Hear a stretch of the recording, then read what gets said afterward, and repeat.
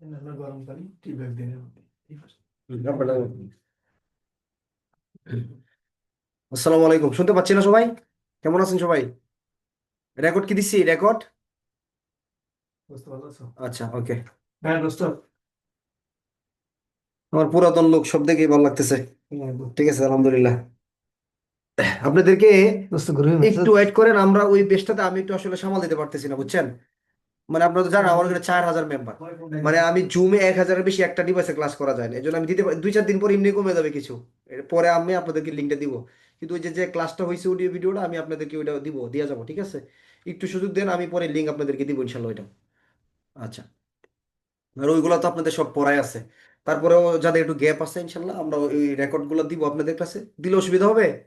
মানে ওই ব্যাচে যে ক্লাসটা করছি রেকর্ড দিলে অসুবিধা হবে কোনো? যদি আবার বিরক্ত হন আপনারা যে এগুলো কেন দিচ্ছেন। ঠিক আছে, দিব। আচ্ছা।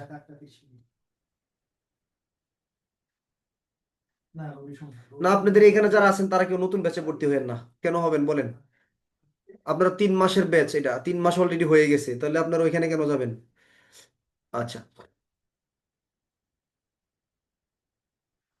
আমাদের গত ক্লাসে সাক্ষ্য কত পর্যন্ত ছিল? 100 ধারা পর্যন্ত। সাক্ষ্য আইনের 91 ধারা থেকে 98 পর্যন্ত কি বোঝা গেছে? সহজ না? কি সহজ? যেখানে মৌখিক সাক্ষ্য নিয়ে খুব কথা বলতেছে, কিন্তু এখানে দরকার হচ্ছে দালিলিক সাক্ষ্য। তাহলে এখানে আর মৌখিক সাক্ষ্য দেওয়ার কোনো দরকার নাই, দেয়া যাবেও না। তাই না? কারণ এই কাজটাই কিভাবে হবে? 8:30 আর শুক্রবার 8:05। ওই কার্যক্রমটা চলতেছে কি দিয়া? ওই কার্যক্রমটা হলো ওইখানে আইনানুগ ভাবে লাগবেই হচ্ছে আমার দলিল। লাগবেই কি? দলিল। পাঁচ পাঁচ। এখন 164 ধারার ক্ষেত্রে 164 ধারার জন্য কি আমি মৌখিক কথা কোনো মূল্য আছে স্বীকারোক্তি নিয়ে ফরিদ ভাই? 164 নিয়ে আমি মৌখিক কথা কোনো মূল্য আছে? এখন 164 ধারাতে আপনি আইসা আদালতে ফরিদ বলতেছেন, আরে আমি এগুলা বলি নাই, এগুলা বলি নাই, এই সেই। কিন্তু 164 আপনি স্বীকারোক্তি দিয়ে আইছেন, ঠিকই আপনি কুবাইছেন বটি দিয়া। বুঝছেন? তাহলে এখানে মুখের কথার কোনো ভ্যালু নাই। 164 যেটা দিয়ে আসছেন ম্যাজিস্ট্রেটের কাছে আগে, সেটাই ভ্যালু থাকবে। আর দলিলের বিষয় সম্পর্কে যেখানে দলিল দিয়ে সাক্ষ্য দিবে, এখানে দলিল নিয়ে মৌখিক চুক্তি করলেও কোনো মূল্য নাই। ধারা কত? 92। যে দলিলে ভুল আছে, যে দলিল ত্রুটিপূর্ণ অনিশ্চয়তাবোধক, এইটা শুধুমাত্র মৌখিক সাক্ষ্য দিয়ে দলিলের সমস্যা সমাধান করা যায় না। ধারা কত? 93। দলিলের সাথে বিদ্যমান বিষয়ের সাথে দলিলের প্রয়োগের কি আছে? মিল আছে। আমার মুখের কথা, আমার বিচার্য বিষয় এবং আমার দলিল সব এক। আপনি শামসুদ্দিন এনে যাই কন না কন, এর কথার কোনো ভ্যালু নাই। আপনার সাক্ষ্য বাদ। কেন? আদালত বলবে শরীফুলের মুখের কথা, বিচার্য প্রশ্ন এবং দলিল সব এক। আপনি শামসু কি বলতেছেন? এগুলো আমরা মানি না। ধারা কত? 94। কিন্তু বিদ্যমান ঘটনার সাথে আমার দলিলের মিল নাই। আপনি শামসু ভাই বলতেছেন বেজাল আছে। যেহেতু আমার মুখের কথা আমার দলিল মিল নাই, তাহলে আপনি শামসু ভাই আদালতে মূল্যবান ব্যক্তি, আপনার সাক্ষ্য গ্রহণীয়। কত? 95 দ্বারা। কই চাকান না? আচ্ছা। পরে হলো 96। কত? 96। 96 কি? সোহেল রানা। ধরেন আমাদের ক্লাসে এখানে 2 জন সোহেল রানা ক্লাস করতেছে, হারুন নামা দেখছি 3 জন ক্লাস করে আমাদের এই ব্যাচে। তাহলে ধরেন আমি বললাম যে হারুন খুব স্মার্ট এবং ভালো ছেলে, ঠিক আছে? এবং এটা দলিলের আকারে ধরে লিপিবদ্ধ হইলো। পরবর্তী সময় প্রশ্ন আসছে শরীফুল কোন হারুনের কথা বলছিল, তো বলা নাই। এখন আপনারা বলতে পারবেন যে আমাদের ক্লাসে কোন হারুন স্মার্ট এবং ভালো, সাক্ষ্য দিতে পারবেন। কেন? কারণ হারুন তো 2-3 জন। তাহলে কতিপয় ব্যক্তি বস্তু সময় স্থানের ভিতরে শুধুমাত্র একজন ব্যক্তি একজন সময় একটা স্থানকে নির্ধারণ করার জন্য, যদিও বা এটা দলিলের বিষয়, তবু সাক্ষ্য দেওয়া যায়। কত? 96। দুইটি ঘটনার সমষ্টি, একটিরও প্রতি যে ভাষা সম্পূর্ণভাবে সঠিকভাবে কি হয় নাই? প্রয়োগ হয় নাই, সেই ক্ষেত্রে যে সম্পর্কে সাক্ষ্য। তাহলে কি? ঘটনার সাথে হলো মূল বিষয়, যেটা মূল প্রেক্ষাপট, এটার সাথে দুইটা দলিলের একটাও মিল নাই। তাহলে আপনি রিপন মোল্লা গিয়ে বলতে পারবেন যে এটা হলো আসল। মানে বাকি দুইটা একটাও কি নয়? মিল নয়। দলিল যদি অস্পষ্ট হয়, বিদেশি, আঞ্চলিক, বাণিজ্যিক, কারিগরি ভাষা, সংস্কৃতি শব্দের কারণে স্পষ্ট দলিলকে স্পষ্ট করা যায়, অস্পষ্ট দলিলকে স্পষ্ট করা যায় 98 দ্বারা। 99 কি? দলিল পরিবর্তনের চুক্তির যে শর্ত এই সম্পর্কে যারা দলিলের পক্ষ তারা সাক্ষ্য দিতে পারবে না। তৃতীয় পক্ষদের যদি কোনো স্বার্থ থাকে তাহলে দলিল পরিবর্তন সম্পর্কে তারা কি করতে পারবে? সাক্ষ্য দিতে পারবে। ধারা হলো 99, উইল সম্পর্কিত উত্তরাধিকারী আইনের বিধানগুলা কি করবে না? ব্যাহত করবে না। ধারা হলো কত? 100 ধারা। ধারা কত? 100 ধারা। একটা জিনিস আমি বললাম, এটা আপনাদেরকে কনভিন্স করার জন্য না, আপনারা কিভাবে নেন জানি না। আপনাদের যে ব্যাচটা অক্টোবরে শুরু হয়েছে, নভেম্বর ডিসেম্বর, বিশ্বাস করেন এটা এইভাবে বলা ঠিক না। এখান থেকে একটা আগামী বছর আমাদের সেরা 10-এর রেজাল্ট আমি মনে করি এই ব্যাচ থেকেই থাকবেন আপনারা। এরকম স্টুডেন্ট আমাদের এখানে আছে। কারণ একটা বিষয় আমি দেখলাম এখানে, মানে প্রতি বছর যখন একটা ব্যাচ থেকে আরেকটা ব্যাচ শুরু করি, মানে উতালা করে ফেলে নতুন ব্যাচটাতে অ্যাড হওয়ার জন্য, কিন্তু আপনাদের ভিতরে আমি এই লক্ষণটা খুব কম দেখছি, মানে খুব কম এটা। এবং এটা একটা অবশ্যই আগের পড়াগুলো মিক্স, পরে যারা অ্যাড হয়েছেন সেটা ভিন্ন, কিন্তু যারা শুরু থেকে পড়ছেন তারা পড়াগুলো কমপ্লিট করছেন, এটা আমার দৃঢ় বিশ্বাস। আরেকটা, এটার আরেকটা প্রমাণ হচ্ছে এটা যে অক্টোবর মাসে ক্লাস শুরু করতে পারে তারাই যাদের আগ্রহের জায়গাটা একদম খুব বেশি থাকে, তাছাড়া এটা পসিবল হয় না। মানে পাগলা স্টুডেন্ট, এটা এটা কি কি বলা হয়? তাহলে আপনাদের ব্যাচের নাম হচ্ছে পাগলা ব্যাচ। রাগ করবেন নাকি? কি ব্যাচ? পাগলা ব্যাচ এটা আমার। ঠিক আছে? আচ্ছা, রেজাল্টও কিন্তু এরকম পাগলা হইতে হবে। আল্লাহ কবুল করুক। ফৌজদারি কার্য সাক্ষ্য আইনের আজকের আলোচনা আমাদের 101 থেকে 114 দ্বারা। 101 থেকে কত? 114। ফৌজদারি কার্যবিধি আইনের ওই দিন আমরা রিভিশন দিছিলাম 177 থেকে, না 176 পর্যন্ত। 177 থেকে পরবর্তী যে ধারাগুলো, এগুলো কি মনে আছে আপনাদের? মনে আছে? পারবেন? পারা যাবে? প্রত্যেকটা অপরাধের বিচার যে আদালতের এখতিয়ারাধীন এলাকায় অপরাধ হবে সেই আদালতেই হবে। কত? 77। সরকার ইচ্ছা করলে অন্য দায়রাতে প্রেরণ করতে পারে। 178। এক জায়গায় অপরাধ আরেক জায়গায় পরিণতি। 179। কার্য যে ক্ষেত্রে অপর একটি অপরাধের প্রেক্ষিতে সৃষ্টি হয়েছে সেই ক্ষেত্রে অপরাধ হলো 180। ঢাকা থেকে অপহরণ করছেন, আটক করছেন নিয়ে কক্সবাজার, তাহলে কক্সবাজারও বিচার হতে পারে, ঢাকাতেও। কথা আমার এটা না। 181 ধারার 4টা কথা যারা এখন বলতে পারবেন তারা আসলে পাগলা ছাত্র। হাত তুলেন, কে বলতে পারবেন? আমি কিন্তু শর্ট করে দিছিলাম, কিন্তু 181 ধারা 4টা রূপ কিন্তু পড়াইছি। পড়াইছি না? যে 181 ধারায় অনুসন্ধান বিচারের জন্য 4টা কথা বলা আছে এখানে। 4টা কথা কিন্তু পড়াইছি আমি শর্টে। কি কি কথাগুলা কে বলতে পারবেন? এখনই প্রমাণ হয়ে যাবে যে কি বেসকে এটা পাগলা বেস থাকবে নাকি নর্মাল বেস হয়ে যাবে। তাহলে প্রথমটা কি বলছিলাম? প্রথমটা বলছিলাম কি? ঠক অথবা আইনসঙ্গতকে হেফাজতে পলায়ন করলে তাদের অনুসন্ধান, বা আপনার কি নরহত্যা সহ ডাকাতি ইত্যাদির অপরাধের জন্য ঠক। 2 নম্বরটা কি বলছিলাম? আত্মসাৎ বা বিশ্বাসভঙ্গ। 3 নম্বরটা কি বলছিলাম? চুরি। 4 নম্বরটা কি বলছিলাম? অপহরণ বা অপবাহন। অর্থাৎ এইগুলার অপরাধের অনুসন্ধান বা বিচার কোথায় হবে? ধারা কত? 181। পরীক্ষার হলে প্রশ্ন আসছে, চুরি বলতে কি বুঝেন? চুরির উপাদান সমূহ লিখুন, চুরির অপরাধের অনুসন্ধান বিচারের স্থান সম্পর্কে লিখুন। হাই হাই, সর্বনাশ হয়েছে, এটা আবার কি বলে? তাহলে আপনি চুরির সংজ্ঞা লিখতে পারবেন, উপাদান 5টা লিখতে পারবেন, চুরির অপরাধের অনুসন্ধান বিচারের স্থান সম্পর্কে কোথায় বলা আছে?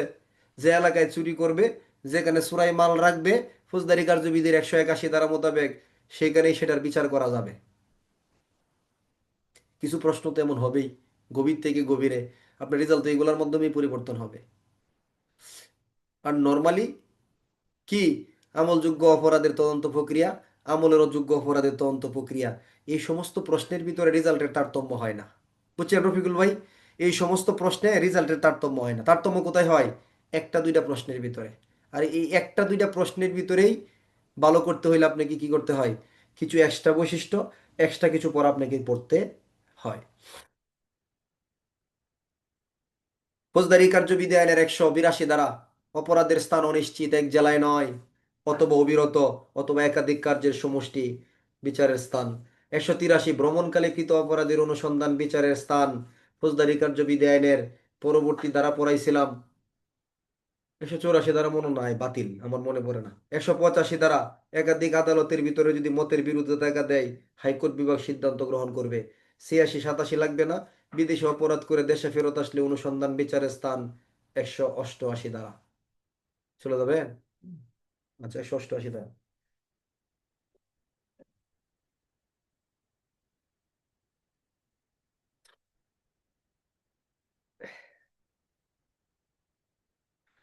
ফৌজদারি কার্যবিধি আইনের পরবর্তী ধারা হলো 188 পরে 89 কি পড়াইছি? 89 হলো যে বিদেশে অপরাধ করে দেশে আসছে না, তাহলে বিদেশে যে অপরাধ করছিল ওইখানে যদি কোনো দলিলপত্র নথিপত্র থাকে ওইগুলোর জন্য আবার নোটিশ বা ওইগুলা দাখিল করার জন্য আর কি। ঠিক আছে, এটা আপনার না পড়লেও হবে। কিন্তু ফৌজদারি কার্যবিধি আইন আপনি যদি ক্লিয়ার করে রাখেন তাহলে আমরা রিল্যাক্স ক্লাস শেষ ইনশাল্লাহ। আমি নামাজ পড়ি না এখন আজকে। ফৌজদারি কার্যবিধি আইনের পরবর্তী ধারা হলো 190, নালিশি মামলা আমলে নেওয়ার ক্ষমতা। ফৌজদারি কার্যবিধি আইন 190-1, এমন বিষয়গুলি সম্পর্কে নালিশ পাইয়া যার মাধ্যমে অপরাধ সংগঠিত হয়। 190-1 ক, খতে হলো পুলিশ অফিসারের প্রতিবেদনের মাধ্যমে, গতে হলো অন্য কোনোভাবে সংবাদ পাইয়া ম্যাজিস্ট্রেটের জ্ঞান মতে বা বুদ্ধিমতে। ফৌজদারি কার্যবিধি আইনের 192, ম্যাজিস্ট্রেট কর্তৃক আবেদনে আসামির আবেদনে মামলা হস্তান্তর। 192, 93 আবেদন ছাড়া হস্তান্তর করতে পারবে। 195 দ্বারা আসামির আবেদনের হস্তান্তর। 191 আবেদন ব্যতীত 92, 93 হচ্ছে কি জানেন, যে দায়রা আদালত সরাসরি নালিশি মামলা আমলে নিবে না। এটা হলো 193, এটা আপনার দরকার নাই। 194 দ্বারা ফৌজদারি কার্যবিধির কি বাতিল মনে হয়। 195 দ্বারা সরকারি কর্মচারীর আইনানুগ কর্তৃত্ব অবমাননার দায়ে মামলা কে করবে? যে কে অবমাননা করবে সে বা তার কর্তৃপক্ষের মাধ্যমে করলে নিবে, না হলে নিবে না। 196 রাষ্ট্রদ্রোহের দায়ে মামলা সরকার বা সরকারের নিকট থেকে ক্ষমতাপ্রাপ্ত কর্তৃপক্ষের অনুমোদন ব্যতীত হবে না। আর একটা হলো কিসের মামলা? অপরাধমূলক ষড়যন্ত্রের দায়ে। 196 ক। 197 দ্বারা আপনি ফয়েজ একজন সরকারি কর্মচারী, সরকারি কর্তব্য পালন পালন করতে গিয়া এমন অভিযোগ আপনার বিরুদ্ধে আসছে, আপনার বিরুদ্ধে মামলা করতে গেলে সরকারের অনুমোদন নিতেই হবে। 197 দ্বারা। 198 দ্বারা চুক্তিভঙ্গ বিবাহ মানহানি সম্পর্কিত অপরাধের দায়ে যদি নালিশ বা অভিযোগ করতে হয় তাহলে সেই ক্ষেত্রে সংশ্লিষ্ট ভিকটিম, তাই না, যে ভিকটিম আছে তার মাধ্যমে কি করতে হবে? করতে হবে। তবে সে যদি পদ্মানশীল হয়ে থাকে, সামাজিক রীতিনীতি অনুসারে যদি না যায় পুরুষের সামনে, তাহলে তার অন্য অভিভাবক দ্বারাও করাইতে পারবে। আর এই ক্ষেত্রে যদি সে 494 দ্বারায়, অর্থাৎ স্বামী জীবিত অবস্থায় স্ত্রী আবার বিবাহ করে ফেলছে, সেনাবাহিনীর লোক, ছুটি পায় নাই, হ্যাঁ, অথবা তার স্বামী জড়বুদ্ধি সম্পন্ন, পাগল, 18 বছরের কম, তাহলে অন্য ব্যক্তি বা কর্তৃপক্ষের মাধ্যমেও অভিযোগ আমলে নিতে পারবে। অভিযোগ বলতে অভিযোগ বলবো না কি, এটা নালিশ আমলে গ্রহণ করতে পারবে। 199 দ্বারা হলো কি, ব্যভিচার এবং বিবাহিত নারীকে ফুসলায় নেওয়ার দায়ে মামলা। ভিকটিমকে, ব্যভিচারের মামলায় ভিকটিমকে পুরুষ না মহিলা? এমসিকিউ প্রশ্ন। ব্যভিচারের মামলায় ভিকটিমকে পুরুষ না মহিলা? নাকি দুইটাই সঠিক? দুইটাই সঠিক, দুইটাই সঠিক। প্রশ্ন কিন্তু গুরুত্বপূর্ণ। ব্যভিচারের মামলায় ভিকটিম কি পুরুষ হয় নাকি মহিলা হয়? ব্যভিচারের মামলায় ভিকটিম পুরুষ হয়, মহিলা কখনো ভিকটিম হয় না। স্বামীরা এখানে নিরুপায়। কথা বুঝেন নাই? আচ্ছা। হুম। আর বিবাহিত নারীকে ফুসলায় নেওয়া গেছে, তাহলে বিবাহিত নারীকে ফুসলায় নিয়ে গেল, ওইখানে ভিকটিমকে, নারীকে তো ফুসলায় নিয়ে চলে গেছে, তাই না, তাহলে এখানেও তার স্বামী ভিকটিম, অথবা তার অভিভাবক হইতে পারে, বাবা হইতে পারে, ভাই হতে পারে। তাহলে তারাই কি করবেন? এই সম্পর্কে আদালতে গিয়া যদি তারা নালিশ দেন তাহলে আদালতের আমলে নেবেন। ফৌজদারি কার্যবিধি আইনের 200 দ্বারা কি, কার্যবানবন্দি। নালিশি মামলার আমলে গ্রহণকারী ম্যাজিস্ট্রেট বাদী এবং সাক্ষী যদি তাকে শপথ গ্রহণ পূর্বক তাদের জবানবন্দি গ্রহণ করবে। এখন আপনারা বলবেন তিনটা ক্ষেত্রে জবানবন্দি নেওয়ার প্রয়োজন নাই, এটা মনে আছে কিনা? তিনটা ক্ষেত্রে জবানবন্দি গ্রহণ করার প্রয়োজন নাই, এই নকুল বলতে পারবা? তিনটা ক্ষেত্রে জবানবন্দি 200 দ্বারায় জবানবন্দি নিবে, তবে তিনটা ক্ষেত্রে জবান, এখন বই দেখেন না কেউ, খবর আছে কিন্তু বলে দিলাম। এখন বই দেখবেন কেন? তিনটা ক্ষেত্রে সাখাওয়াত হোসেন ভাই বলতে পারবেন? তিনটা ক্ষেত্রে জবানবন্দি নেওয়ার প্রয়োজন নাই। সবাই হাত তুলেন কে কে পারবেন, বাকি সব বের করে দেবো ক্লাস থেকে, থাকার দরকার নেই। 200 ধারার জবানবন্দি গ্রহণ করতে হয়, তিনটা ক্ষেত্রে জবানবন্দি গ্রহণ করার প্রয়োজন নাই। ক্ষেত্রগুলা কি কি? 1 নম্বর ক্ষেত্র হলো এরকম, মামলা, খুব টেনশনে পড়ে গেছেন নাকি? তাহলে মামলা যদি হস্তান্তর করে দিব আমি, তাহলে আমার জবানবন্দি গ্রহণ করার কোনো প্রয়োজন নাই, মামলা হস্তান্তর করে দিব আমি। আর একটা হলো কি, বাদী বা ভিকটিম যারা তারা সরকারি কর্মচারী, দরকার নাই। আর একটা হলো কি, অলরেডি জবানবন্দি গ্রহণ করে এই মামলা আমার কাছে আসছে, পূর্বে জবানবন্দি গ্রহণ করা হয়ে গেছে, তাহলে আর দরকার নেই। আচ্ছা, ফৌজদারি কার্যবিধির 201 দ্বারা মামলা আমলে নেওয়ার ক্ষমতা না থাকলে যে পদ্ধতি অবলম্বন করতে হবে। ফৌজদারি কার্যবিধি আইনের 202 ধারা মোতাবেক কি করতে হবে? অনুসন্ধান স্থগিত রাখা হবে। কেন? অনুসন্ধান করা হবে। কি করে? পরোয়ানা স্থগিত করে দিবে, গ্রেপ্তারি পরোয়ানা না দিয়ে অনুসন্ধান করবে। 200 কত দ্বারা? 2 দ্বারা। 203 দ্বারা মোতাবেক যখন দেখবে অনুসন্ধান করে, কি করে? অনুসন্ধান করে অথবা 200 ধারার জবানবন্দি মোতাবেক কোনো কিছু পাওয়া যায় নাই, তখন সেই ক্ষেত্রে কি করবে? নালিশ খারিজ করে দিবে। নালিশ কি করবে? খারিজ। আর প্রত্যাহার কত দ্বারাই হয়? নালিশ প্রত্যাহার হয় কত দ্বারাই? মনে আছে? 248 দ্বারাই। আচ্ছা, 204 দ্বারা এখন কি করবেন? 202 দ্বারাই আপনি পরোয়ানা দান স্থগিত করে রাখছিলেন না? স্থগিত করছিলেন। আর 204-এ বলতেছে যে 200 ধারার জবানবন্দি আসামির বিরুদ্ধে আসছে, 202 ধারায় অনুসন্ধানে কিছু পাওয়া গেছে, তখন এই ব্যক্তিকে হাজির করার জন্য কি দিতে হবে? সমন অথবা গ্রেপ্তারি পরোয়ানা। ফৌজদারির দ্বিতীয় তফসিলে যা থাকবে, দ্বিতীয় তফসিলে যেটা বলছে, যদি আসামিকে হাজির করার জন্য সমন অথবা পরোয়ানা যাই লাগে সেটাতে হাজির করতে হবে। ফৌজদারি কার্যবিধানের 205, আসামিকে ব্যক্তিগতভাবে হাজিরা থেকে রেহাই দিতে পারবে। 205-এর পেন গ, মামলা যদি দায়রা আদালতে বিচারযোগ্য হয় তাহলে কি পদ্ধতি অবলম্বন করতে হবে? 4টা পদ্ধতি অবলম্বন করতে হবে। মনে আছে 4টা পদ্ধতি? নিলয় আলামিন বলতে পারবেন? মামলা দায়রা আদালতে পাঠাই দিবেন, প্রক্রিয়া অবলম্বন করতে হবে কয়টা? 4টা। আপনার অস্তিত্ব থাকবে না এই পড়াশোনার যদি পূর্বের পড়াগুলো ধরে রাখতে না পারেন। পুরো আমাদের পুলিশের পদোন্নতি পরীক্ষার টেকনিকটাই যদি আমরা না বুঝি, টেকনিক কি? আমার পূর্বের পড়া ধরে রাখা। সামনে কি হবে না হবে, কালকে কেয়ামত হয়ে গেলে তো পড়াশোনা শেষ। তাহলে কেয়ামতের আগে যদি আপনাকে প্রশ্ন করে, পরকালীন প্রশ্ন ঠিক আছে যে তোমার যে পড়তে ছিল আগের পড়াগুলো কি মনে আছে কিনা, আপনি উত্তর দিয়ে মরতে পারবেন যে হ্যাঁ আমার পড়া সব মনে আছে এগুলা। কথা বুঝেন নাই? কি ধর কালকে আপনার পরীক্ষা কোন পর্যন্ত? বলবে সারা বাংলাদেশে এখন ফৌজদারি কার্যবিধি পড়াইতেছে, শুধু ফৌজদারি কার্যবিধির উপর সাপ্লিমেন্টারি পরীক্ষা। বুঝছেন না আমি কি বলছি বিষয়টা? তাহলে আপনার হিসাব কি যে আমার কালকেই পরীক্ষা? কোনগুলোর উপরে? আমি যেগুলো এতদিন পড়ছি এটার উপর আমার কালকেই পরীক্ষা। এটা কোন দিন মনে করবেন?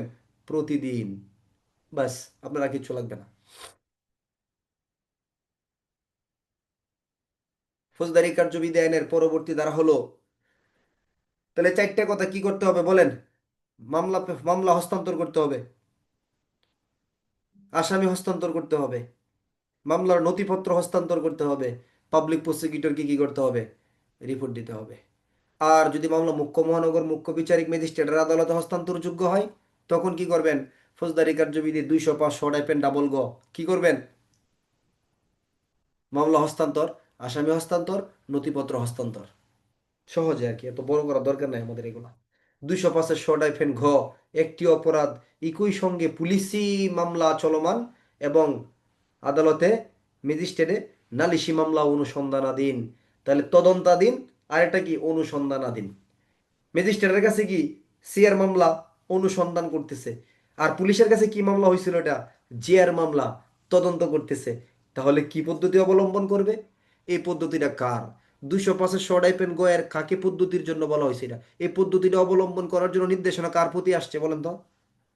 আদালতের প্রতি। তখন ম্যাজিস্ট্রেট বা আদালত তাদের অনুসন্ধান কার্যক্রম বন্ধ করে পুলিশ রিপোর্ট তলব করবেন। 205-ঘয়ের 1, ঘয়ের 2-এ বলতেছে পুলিশ অফিসার যদি আসামির বিরুদ্ধে বা চার্জশিট দেয়, তাহলে আদালত এমনভাবে এটা নেবেন যেন দুটি মামলায় পুলিশ রিপোর্টের ভিত্তিতে কি হয়েছে, পুলিশ রিপোর্টের ভিত্তিতে বা 2বার পুলিশ তদন্ত প্রতিবেদন দিছে, বিচার কার্যক্রম চালায়া যাবে। 205-গয়ের 3, পুলিশ যদি আসামির পক্ষে রিপোর্ট দেয়, তাহলে ম্যাজিস্ট্রেট তার অনুসন্ধান কার্যক্রম আবার চালু করে দিবেন। ফৌজদারি কার্যবিধি আইনের 205-গয়ের 3, সাক্ষ্য আইনের একটা গুরুত্বপূর্ণ অধ্যায়, প্রশ্ন হয় অনেক। আমার মনে হয় 2025 সালেও পরীক্ষার প্রশ্ন হয়েছে। কি প্রশ্ন? হুবহুব আমার গাইড বইও দেওয়া আছে প্রশ্নটা। কি আছে? সাক্ষ্য আইন অনুসারে প্রমাণের দায়িত্ব কি? এর কোনো ব্যতিক্রম আছে কি? আছে না? 2025 সালে কোনো প্রশ্ন পরীক্ষা করে নাই যে প্রশ্নটা আমার শরীফুল স্লো গাইডে ছিল না, এমন কোনো প্রশ্ন নাই। আমি সংশোধনী করতে গিয়ে দেখলাম যে এমন কোনো প্রশ্ন আমার নতুন করে যোগ করতে হয়নি, সব দেওয়া আছে আগেই। এগুলো আমার জন্য সহজ হয়েছে। মানে সব আগে থেকে দেয়া ছিল গাইডে, নতুন করে কোনো কিছু আর সংশোধন করার, মানে সালের প্রশ্ন করে পৃষ্ঠা বসাবো, নতুন করে প্রশ্ন লেখার দরকার নেই।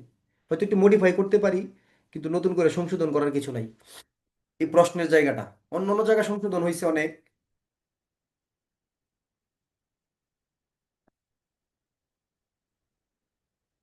হুম। আচ্ছা, ফৌজদারি কার্যবিধি আইনের সাক্ষ্য আইনের 101 থেকে 114 ধারা। অধ্যায় নাম্বার কত? সপ্তম অধ্যায়। কত? সাক্ষ্য আইনের সবচেয়ে গুরুত্বপূর্ণ দুইটা অধ্যায় আমাদের বাকি আছে, নবম এবং দশম। কত? নবম এবং দশম। আগামী ক্লাস থেকে আমরা পাবো ইনশাল্লাহ। কালকে ক্লাস আছে না এই বেসে? কালকে ক্লাস আছে তো আপনাদের সাক্ষ্য আইনের, না? হ্যাঁ, ক্লাস আছে। আচ্ছা, তাহলে সাক্ষ্য আইনের সপ্তম অধ্যায় কিসের দায়িত্ব?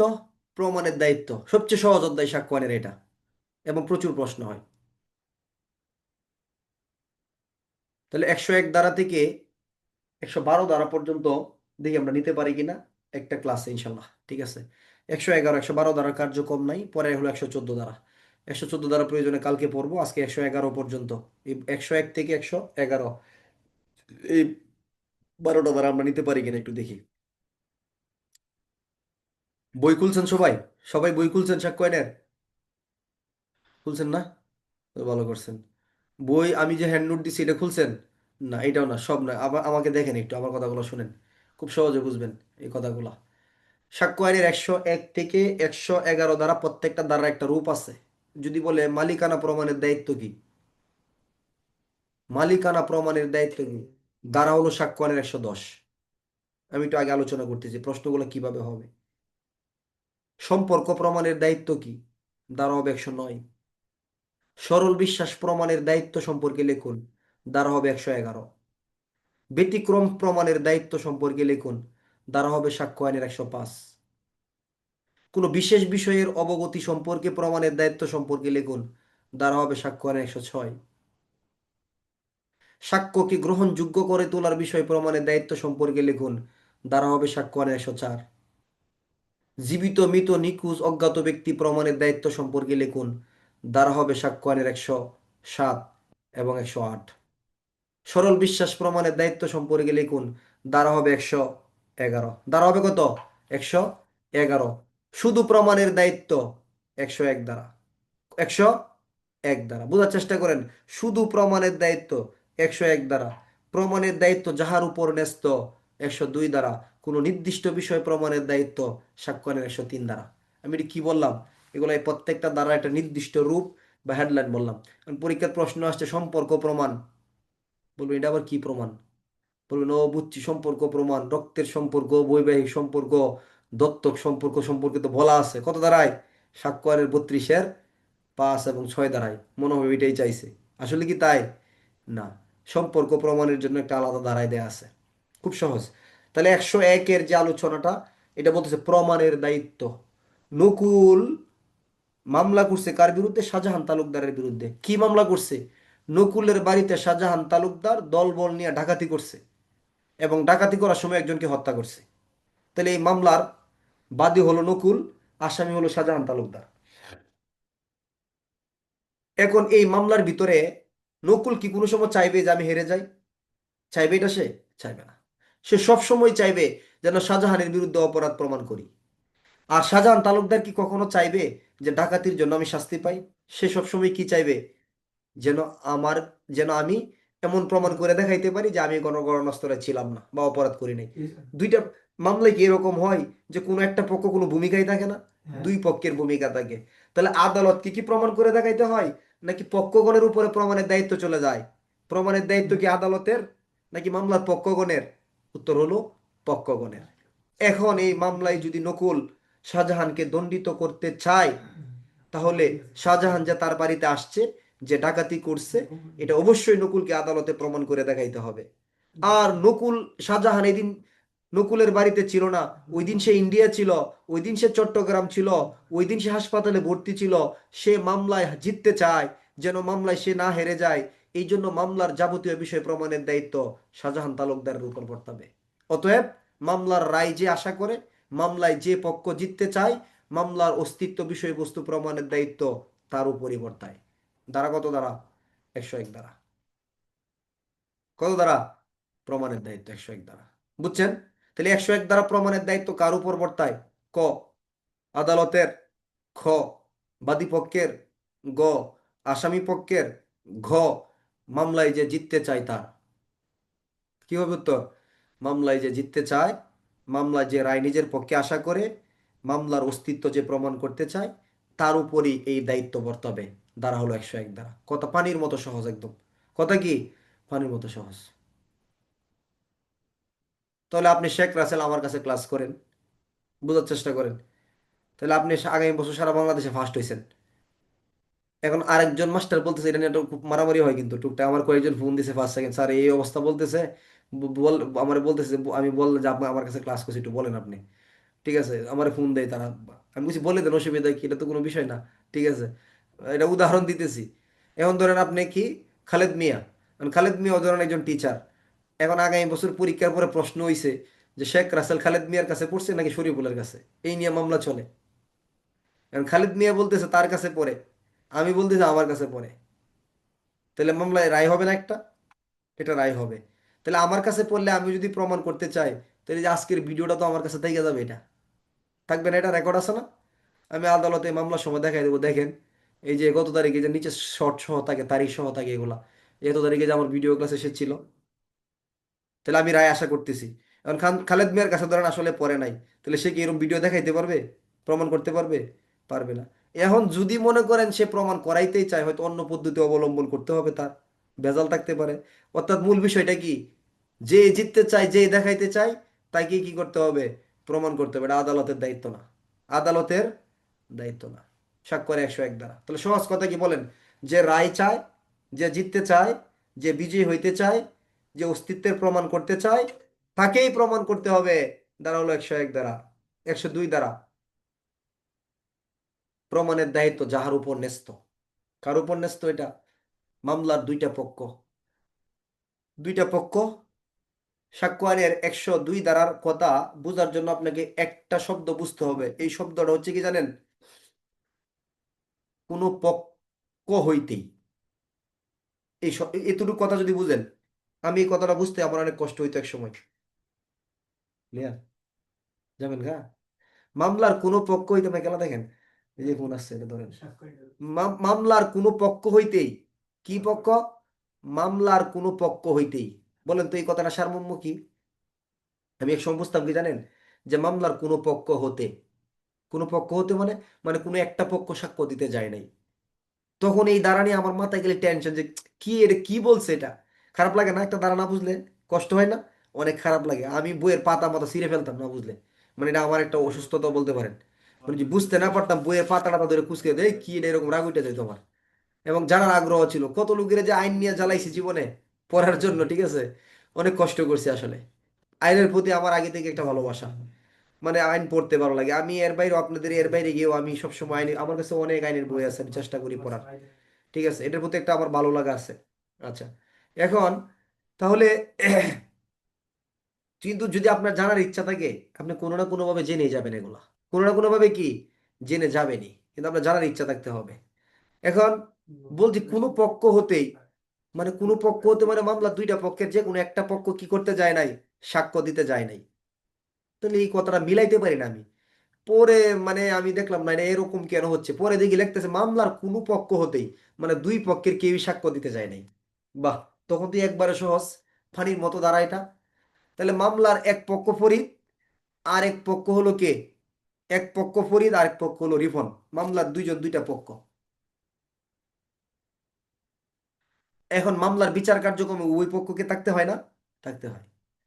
কিন্তু মামলার কোনো পক্ষই আদালতে সাক্ষ্য দিতে গেছে না, মামলার কোনো পক্ষই সাক্ষ্য দিতে গেছে না। এখন আপনার স্বাভাবিক জ্ঞান অনুসারে বলেন, এটা প্রমাণের দায়িত্ব কার উপর পড়তে হবে? কার কার উপরে? কোনো পক্ষ হইতে সাক্ষ্য দিতে যায় নাই। ধরেন মামলার একটা পক্ষ হারিয়ে গেছে, একটা পক্ষ জিতে গেছে, তাহলে প্রমাণের দায়িত্ব কার উপর? যে পক্ষ হারবে তার, নাকি যে পক্ষে জিতবে তার? আচ্ছা, বোঝার চেষ্টা করেন কেমনে হারলো। যে পক্ষ হারবে তার। ধরেন আমার একটা সম্পত্তি, আমার বাবা কাকে উইল করে দিয়ে গেছে, ধরেন জুয়েলকে উইল করে দিয়ে গেছে সম্পত্তি, সাপোজ। তো উইল করে যখন দিয়ে গেছে, দেওয়ার পরে আমার বাবার মৃত্যুর পরে এখন এই সম্পত্তি দখলে কার? জুয়েলের। কার দখলে? জুয়েলের দখলে। তাকে উইল করে দিয়ে গেছে, কিন্তু আমি দাবি করতেছি এই সম্পত্তি আমার। আমি কি দাবি করতেছি? এটা আমার। তাহলে সম্পত্তি অলরেডি কার দখলে? জুয়েলের। দাবি করতেছে কি? শরীফুল। এখন মামলা হইছে, এই মামলার ভিতরে জুয়েলও সাক্ষ্য দিতে যায় নাই, আমিও যাই নাই। এখন মামলা জমিটা কার দখলে আছে? জুয়েলের না? এখন এই রায়টা কার পক্ষে? মামলায় হারে গেছে কে বলেন? আর আমি জুয়েল না আসলেও কোনো অসুবিধা নাই, তার দখলে আছে, জমি তার কাছে আছে। আর আমি যে যাই নাই, আমি হারছি কি না? আমি হারছি। তাহলে এই সম্পত্তি যে আসলে আমার বাবার ছিল বা জুয়েলকে উইল করে দেয় নাই, যদি এটা প্রমাণ করতে চাই, তাহলে এই বিষয়টা আমাকেই প্রমাণ করে দেখাইতে হবে। জুয়েল আগায় আছে না কেন? তার দখলে আছে। আমি তো হাইরে গেছি মামলাত, সে সাক্ষ্য দিতে যাই নাই, খুব অসুবিধা নাই। কিন্তু আমি মামলা করি, আমি যদি সাক্ষ্য দিতে না যাই, এই বিষয়ে পরবর্তীতে যদি কিছু করতে হয়, এটা আমাকেই প্রমাণ করে দেখাইতে হবে। ধারা কত? 102। আপনি সহজে কি পড়বেন? যে মামলার দুইটা পক্ষ, কোনো পক্ষ থেকেই, অর্থাৎ দুই পক্ষের কেউই সাক্ষ্য দিতে যায় নাই, তাহলে মামলার এই বিষয়বস্তু প্রমাণ কাকে করতে হবে? যে পক্ষ হারবে বা ঠকবে তাদেরকে প্রমাণ করতে হবে। 102 দ্বারা সাক্ষ্য আইন 103 দ্বারা কোনো নির্দিষ্ট বিষয় প্রমাণের দায়িত্ব। আপনি পলাশ আকরাম, আপনার বাড়িতে চুরি করছে কে? রুকনুজ্জামান। বোঝার চেষ্টা করেন। তাহলে 101 দ্বারা হেডিং কি? প্রমাণের দায়িত্ব। 102 দ্বারা প্রমাণের দায়িত্ব যাহার উপর ন্যস্ত। 103 দ্বারা কোনো নির্দিষ্ট বিষয় প্রমাণের দায়িত্ব। এটা কেমন? ধরেন পলাশের বাড়িতে চুরি করছে কে? রুকনুজ্জামান। শরীফুলের কাছে এসে বলতেছে রুকনে যে ওর বাড়িতে চুরিটা কিন্তু ভাই আমি করছিলাম। কে বলতেছে? রুকন এসে আমার কাছে বলতেছে। আমি আবার পলাশকে এই কথা বলে দিলাম যে তোমার বাড়িতে চুরিটা কিন্তু কে করছিল? রুকন করছিল। কোনো দালিলিক প্রমাণ আছে? দালিলিক প্রমাণ নাই। তাহলে কি? সাক্ষ্য আইন 103 দ্বারা বলতেছে কোন অস্তিত্বের বিশ্বাস করাইতে হবে আদালতকে। আদালতে কি মৌখিক সাক্ষ্যের মূল্য আছে না নাই? মৌখিক সাক্ষ্যের সংজ্ঞা আছে না নাই? মৌখিক সাক্ষ্যের সংজ্ঞা 3 দ্বারা। যেখানে দলিল নাই, মৌখিক সাক্ষ্য দ্বারাও ঘটনা প্রমাণ করা যায়। কত দ্বারা? 59 দ্বারা। শর্ত কি? প্রত্যক্ষ হইতে হবে 60 দ্বারা। এখন পলাশের বাড়িতে চুরি করছে রুকনুজ্জামান, রুকন বলছে কাকে? শরীফুলকে। শরীফুল আবার এই কথা কাকে বলছে? পলাশকে। তাহলে কোনো দালিলিক প্রমাণ নাই। সাক্ষ্য আইন 103 দ্বারা বলতেছে শরীফুলের কাছে যে রুকনুজ্জামান বলছিল, কি বলছিল? চুরি করছি। শরীফুলের এই কথাটা আদালতে বিশ্বাস করাইতে হবে কাকে? পলাশকে। কাকে? পলাশকে। আদালত বলবে পলাশ আপনার বাড়িতে রুকনুজ্জামান কোনো চুরি করছে, প্রমাণ আছে? পলাশ বলবে না, আমার কাছে কোনো দালিলিক প্রমাণ, সিসিটিভি, বস্তুগত সাক্ষ্য নাই। তাহলে কি আছে?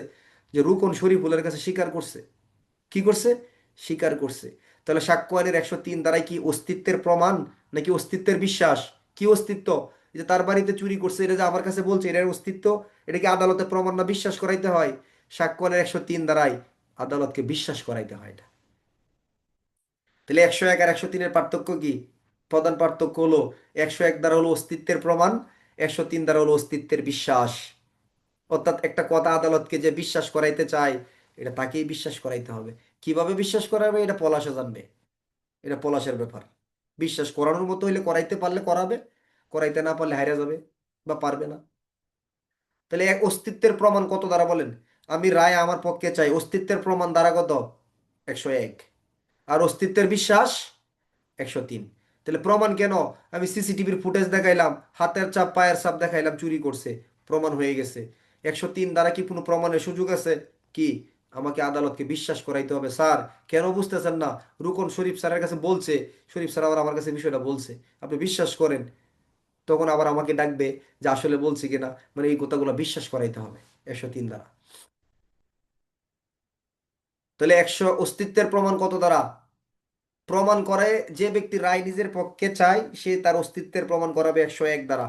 আর যে ব্যক্তি রায় নিজের পক্ষে চায় অস্তিত্বের বিশ্বাস করাবে 100 কত দ্বারা? 3 দ্বারা।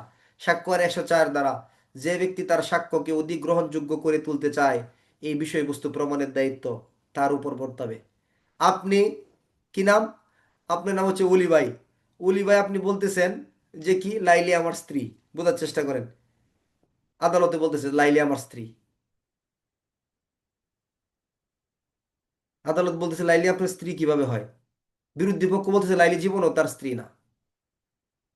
তাহলে অলি যে বলতেছে যে লাইলি তার স্ত্রী, তাহলে আদালত যে লাইলি তার স্ত্রী এই কথা বিশ্বাস করাইতে গেলে কি করতে হবে? অলি এবং লাইলির বিয়ের কাবিননামা অবশ্যই অলিকে আদালতে দাখিল করতে হবে। ধারা হলো 104 ধারা। আর একটা সহজ উদাহরণ দিই। আমি বলতেছি আমার দাদার মৃত্যুর জন্য ওসমান গনি দায়ী। বোঝার চেষ্টা করেন কে দায়ী? আমার দাদার মৃত্যুর জন্য ওসমান গনি দায়ী। এটা আমার একটা সাক্ষ্য। তাহলে আমি যে বলতেছি আমার দাদার মৃত্যুর জন্য উসমান গনি দায়ী, আদালত বলবে আপনার কাছে কি আছে? আমি বলবো আমার দাদার মৃত্যুকালীন জবানবন্দি আছে। কি আছে? মৃত্যুকালীন জবানবন্দি আছে। তাহলে আমার দাদার মৃত্যুকালীন জবানবন্দি আমি আদালতে হাজির করলাম। তাহলে মৃত্যুকালীন জবানবন্দি হাজির করলে মৃত্যুকালীন জবানবন্দিতে কি হবে? প্রাসঙ্গিক হবে? হবে না। কেন? আমাকেই প্রমাণ করে দেখাইতে হবে যে আমার দাদা মৃত। আমার দাদার মৃতের সার্টিফিকেট হাজির করতে হবে। তার মানে কি? অর্থাৎ যে ব্যক্তি তার সাক্ষ্যটাকে গ্রহণযোগ্য করে তুলতে চায়, ওলি বলছিল লাইলি তার স্ত্রী, তার অবশ্যই কি করতে হবে? তাকেই এই জন্ম নিবন্ধন না, সরি কি বলে এটাকে, কাবিননামা তাকেই হাজির করতে হবে। আমি বলছি আমার দাদার মৃত্যুর জন্য উসমান গনি দায়ী, তাহলে মৃত্যুকালীন জবানবন্দি তো আছে, আমার দাদা যে মৃত এটা অবশ্যই আমাকেই প্রমাণ করে দেখাইতে হবে। তাহলে সহজ কথাটা কি? যে ব্যক্তি তার সাক্ষ্যটাকে আদালতে গ্রহণযোগ্য, গুরুত্বপূর্ণ, তাৎপর্যপূর্ণ করে তুলতে চায়, সত্য হিসেবে দেখাইতে চায়, এই সত্যটা তাকেই প্রমাণ করে দেখাইতে হবে। দ্বারা কত? 104 দ্বারা। কত? 104। তাহলে সাক্ষ্য আইন 104-এ বলতেছে সাক্ষ্যকে গ্রহণযোগ্য করার জন্য যে বিষয় প্রমাণ করতে হবে তাহা প্রমাণের দায়িত্ব তাহার উপরই বর্তাবে। একটা উদাহরণ বইয়েরই আছে মৃত্যুকালীনটা, আর এটা আমি আমার মতো করে দিলাম। ধারা কত? 104। বুঝছেন এই বিষয়টা? আমি বলতেছি ঘটনার বর্ণিত তারিখ ও দিনে আমি ছিলাম দিল্লিতে। তাহলে এই কথাটা আমাকে আদালতে গ্রহণযোগ্য করতে হবে না? তাহলে আমি যে ওই তারিখে দিল্লিতে ছিলাম, দিল্লিতে থাকার প্রমাণগুলো আদালতে আমাকেই নিয়ে হাজির করতে হবে। আমাকেই ওই পাসপোর্ট, ওই ভিসার কাগজপত্র আমাকেই দেখাইতে হবে। 104 দ্বারা। সাক্ষ্য আইনের 105 দ্বারা আসামির মামলা যে ব্যতিক্রমের মধ্যে পড়ে এটা প্রমাণ করার দায়িত্ব আসামির উপরই বর্তাবে। ধারা কত? 105। ব্যতিক্রম মানে কি? দণ্ডবিধি আইনে ব্যতিক্রম আছে? বলেন, এমসিকিউ প্রশ্ন।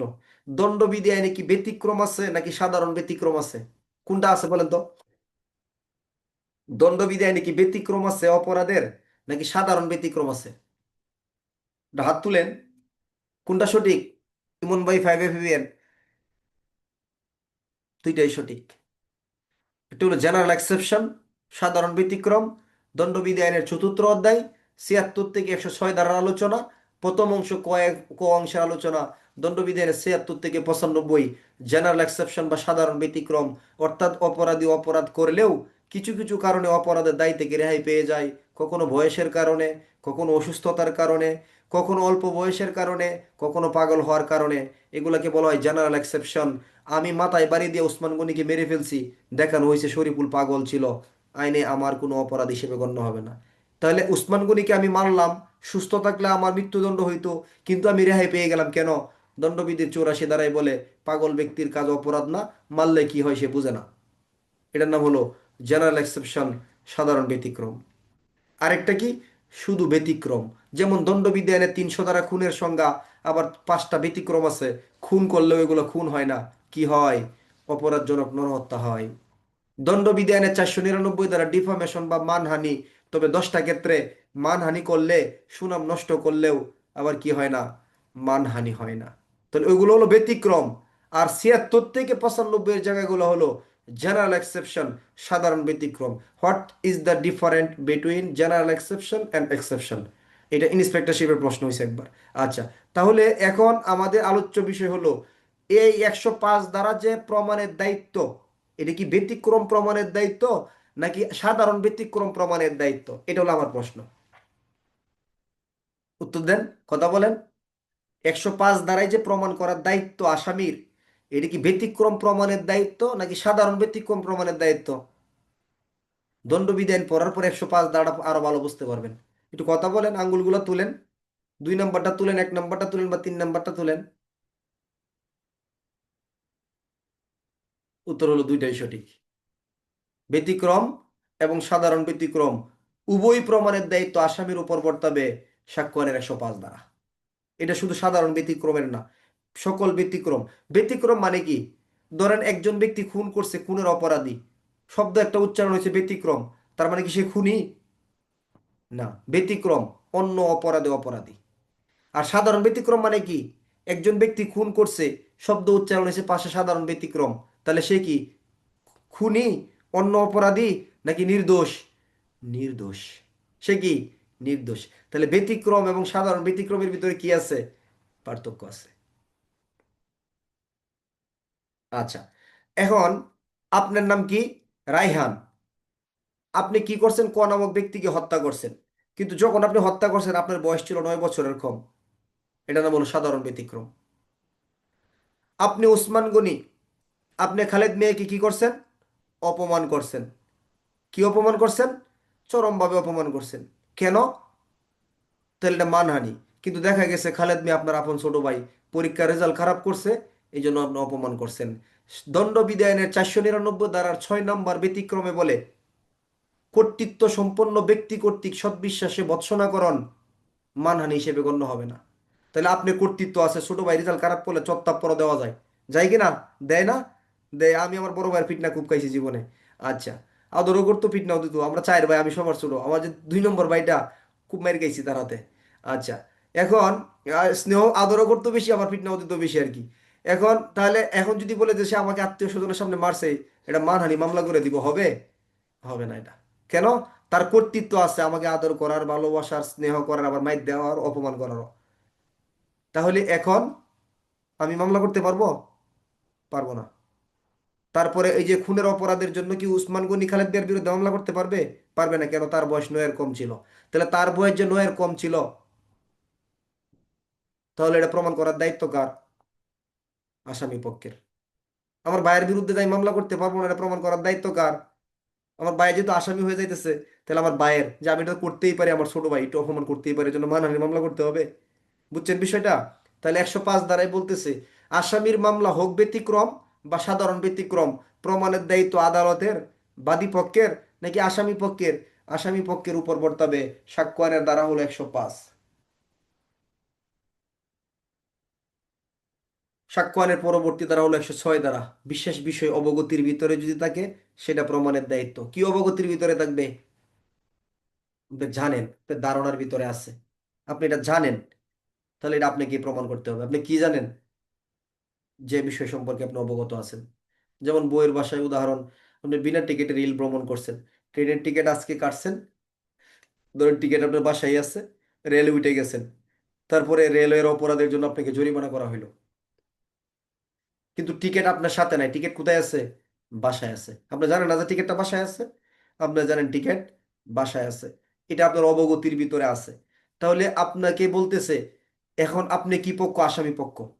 আরেক পক্ষ আপনার বিরুদ্ধে ধরেন মামলাই দিল, এখন বলতেছে সেই লোকটা বিনা টিকিটে রেল ভ্রমণ করছে, অপরাধী। আপনি বলতেছেন না, আমি তো ট্রেনে বিনা টিকিটে ভ্রমণ করি না, আমার কাছে টিকিটটা আছে, আমার অবগতির ভিতরে আছে। কোথায় আছে? আমার বাসায় রাখা আছে। তাহলে কি এটা রেল কর্তৃপক্ষ টিকিট আনবে, আদালত আনবে, নাকি আপনাকে বাসা থেকে টিকিট নিয়ে দেখাইতে হবে? টিকিট বাসা থেকে আপনি গিয়ে নিয়ে কি করতে হবে? দেখাইতে হবে। এটার আমি একটা জ্বলন্ত উদাহরণ প্রতি বছর দিই। গত বছর, আগের বছর আমি সিলেট এয়ারপোর্টে, যাওয়ার সময় কোনো অসুবিধা হয় নাই, আসার সময় আমাকে ধরছে। তখন আমার ছোট মেয়েটার বয়স মানে 2 বছরের কম, সার্টিফিকেট অনুসারে, কিন্তু একটু গ্রোথ ভালো। সিলেট এয়ারপোর্টে ধরছে যে অত দুই, মানে 2 বছর এয়ার, আপনার এয়ারে হচ্ছে 2 বছরের নিচে একরকম টিকিট, ঠিক আছে, 2 বছরের উপর থেকে আর একটা চাইল্ডের একরকম টিকিট, আর একটা হচ্ছে অ্যাডাল্ট। বলতেছে ওর তো 2 বছরের টিকিট কেন কাটলেন? ঠিক আছে, তো আমি বলতেছি ওর তো বয়স 2 বছরের কম, আমি তো ওই টিকিটই কাটবো। বলতেছে না, ওর বয়স 2 বছর, মানে বাচ্চাদেরকে আবার এ করা হয়, যারা ডোমেস্টিক আর কি, যারা ইন্টারনাল জার্নি করছেন তারা দেখছেন, ওদেরকে ডিসপ্লে করতে হয়। বলতেছে না, তার বয়স 2 বছরের বেশি হবে। আমি বলছি না, তার বয়স 2 বছরের কম। ধরছে কিনা আমাকে ধরে ফেলছে। বলছে না, তার চাইল্ডের টিকিট কাটতে হবে, শিশুর টিকিট কাটতে হবে। তাহলে এর জন্য টিকিটের মূল্য আরো কত টাকা? 2600 না 2700 টাকা পারবে। তো আমি বলছি না, টিকিট তো আমার, আমার তো তার বয়স আসলে জন্ম নিবন্ধন অনুসারে। তবে বিষয়টা কি, যে আমার কাছে তার কি ছিল না, তার যে আপনার এই আপনার বার্থ সার্টিফিকেটটা আমার মোবাইলে, মানে বড় মেয়েরটা আছে, ছোট মেয়েরটা যে আমার তো জিমেল 12টা না 13টা, ফ্লাইটের টাইম হয়ে গেছে। কে? আমি তাৎক্ষণিক বের করতে পারি নাই। তো রিজার্ভ অফিসে ফোন দিছি, আমার স্টুডেন্ট ছিল সৈকত ভাই। সৈকত ভাই ওই দিন আপনার একটা বিশাল আন্দোলন ছিল, সবাই অফিস থেকে বাইরে ডিউটি। তো আমি যে একটা ছবি ভাড়াইলে কিন্তু হয়ে যাইতো। তো আমি কি প্রমাণ করতে পারছি? যে আমি তো জানি আমার মেয়ের বয়স 2 বছরের কম, আমি কি প্রমাণ করতে পারছি? পারি নাই। আমি অবগত ছিলাম। আমি যদি দেখাইতাম যে দেখেন আমার মেয়ের কি জন্ম নিবন্ধন, বয়স তার 2 বছরের কম, তাহলে কিন্তু আমার 2600 টাকা জরিমানা দিতে হইতো না। ঠিক আছে, বুঝছেন বিষয়টা? মানে ওরা দৌড়ছে, ওরা ইচ্ছা, ওদের এখতিয়ার আছে। এর কিছুদিন আগে কক্সবাজার যাওয়া আসা করছি, এয়ারে ধরে নাই। কিন্তু সিলেট যাওয়ার সময় ঢাকা এয়ারপোর্টে ধরে নাই, কিন্তু আসার সময় ধরছে এটা। তা আমি কি করতে, তা এটা প্রমাণ করার দায়িত্ব কার? আমি বলতেছি আমার মেয়ের বয়স 2 বছরের কম, ওরা বলতেছে বেশি। এখন প্রমাণ করার দায়িত্ব কি এয়ারপোর্ট কর্তৃপক্ষের, বিমান বাংলা এয়ারলাইন্সের না আমার? এটা আমার। যেহেতু আমি জানি আমার মেয়ের বয়স 2 বছরের কম, তাহলে আমি তো প্রমাণ করতে পারি নাই। তার মানে কি, কোনো বিষয় যার অবগতির ভিতরে আছে তাকে কি করতে হবে, এটা প্রমাণ করতে হবে। কোনো বিষয় সম্পর্কে যে জানে এই বা ধারণা আছে, অবগতি আছে, এই বিষয়গুলো প্রমাণের দায়িত্ব তার উপরই বর্তায়। দ্বারা হলো সাক্ষ্য কত দ্বারা? 106 দ্বারা। 7 8 একভাবে পড়লেও হবে। 7 30, 8 7 বলেন। 7 কত? 30, 8 কত? 7। এটা তো পেছানোর দরকার নাই। বলেন 7 দ্বারাই কত? 30 বছর। আর 8 দ্বারাই আগের দ্বারাটা কত? 107। 7 বছর। কি? জীবিত হতে পারে, মৃত হতে পারে, জ্ঞাত হতে পারে, অজ্ঞাত হতে পারে, নিখোঁজ হইতে পারে। কি? এখন আপনি সোহেল রানা, আপনি বলতেছেন আমার দাদা তো আরো আজ থেকে 30 বছর আগেই মারা গেছে, 30 বছর আগে মারা গেছে। আমি বলবো কি বলেন, আপনার দাদা 30 বছর আগে মারা গেছে? আপনার দাদাকে তো আমি কয়েকদিন আগেও দেখছি। তাহলে সোহেল রানা দাবি করতেছে তার দাদা 30 বছর আগে মারা গেছে, আমি বলতেছি তার দাদাকে কয়েকদিন আগে দেখছি। তাহলে সোহেল রানা যদি বলে, বোঝার চেষ্টা করেন, সোহেল রানা যদি বলে তার দাদা কি করছে, মারা গেছে, তাহলে আমি বলছি কয়েকদিন আগেও দেখছি, তাহলে যে মারা যে যায় নাই প্রমাণ করার দায়িত্ব কার? শরীফুলের। কার? শরীফুলের। এখন আমি বলতেছি সোহেল রানার দাদা জীবিত, এটা আমার প্রশ্ন। আমার বিপরীতে প্রশ্ন করছে সোহেল রানা, তার দাদা কি? মৃত। তাহলে প্রথম প্রশ্ন কি ছিল? জীবিত। সোহেল রানা পরে গিয়ে দাবি করছে কি? মৃত। তাহলে সোহেল রানার দাদা যে মৃত, সোহেল রানাকে প্রমাণ করে দেখাইতে হবে। দ্বারা কত? 100 কত দ্বারা? 7 দ্বারা। এটা কত বছরের প্রশ্নে? 30 বছরের প্রশ্নে। তাহলে যে জীবিত দাবি করবে সে কি করবে? তার বিরুদ্ধী পক্ষ মৃত প্রমাণ করে দেখাবে। যে মৃত দাবি করবে তার বিরুদ্ধী পক্ষ কি প্রমাণ করে দেখাবে? জীবিত প্রমাণ করে দেখাবে। অর্থাৎ প্রমাণ করার দায়িত্বটা কার? বলেন তো কার? বাদী পক্ষের, বিবাদী পক্ষের, নাকি যে পক্ষ দাবি করবে তার? উত্তর হলো যে দাবি করবে তার। তাহলে আপনি জীবিত ব্যক্তিকে মৃত দাবি করছেন, আপনি দেখান মৃত সার্টিফিকেট। আপনি মৃত ব্যক্তিকে জীবিত দাবি করতেছেন, জীবিত আপনি দেখাই দেন। কথা বুঝাইতে পারছি? তাহলে প্রমাণের দায়িত্ব কার? এখানে জীবিত মৃত বলতে কোনো প্রশ্ন নাই। প্রশ্ন হলো যে দাবি করবে সে দাবিকারক ব্যক্তিকে প্রমাণ করে দেখাইতে হবে। এগুলো এমসিকিউ প্রশ্ন কিন্তু করে ফেলে।